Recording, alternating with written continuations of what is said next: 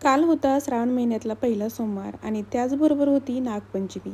तुम्हा सगळ्यांना नागपंचमीच्या खूप खूप शुभेच्छा. सकाळी छान गार्डनमध्ये गेले आणि पहा ना किती सुंदर फूल फुललेलं होतं.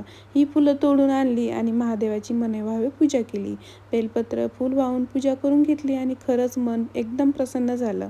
नागपंचमीच्या दिवशी नागदेवतेची पूजा करण्याची आपल्या संस्कृतीमध्ये परंपरा आहे. नाग ही निसर्गाचा आणि शेतीचा महत्त्वाचा भाग मानला जातो.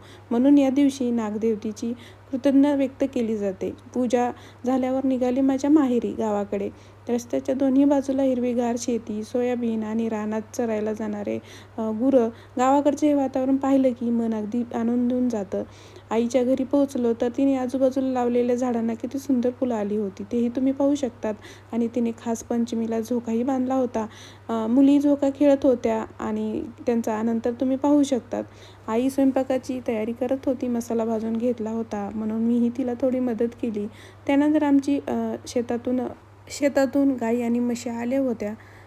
ते तुम्ही व्हिडिओमध्ये पाहू शकतात. हे वातावरण खरंच खूप सुंदर होतं आणि अचानक सुरू झाला मुसळधार पाऊस. गावाकडच्या पावसाची मजा वेगळी असते.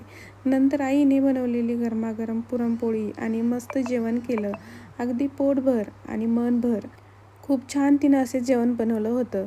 आणि ही पाहू शकता तुम्ही करटुले आहेत. तुम्हाला याला तुमच्या गावाकडे काय म्हणतात ते कमेंटमध्ये नक्कीच सांगा. इथे पहा चिमणीसुद्धा किती छान घरटं बांधत होती. असं हे माझ्या माहेरच्या गावाचं सुंदर वातावरण एन्जॉय करून आम्ही परत घरी निघालो.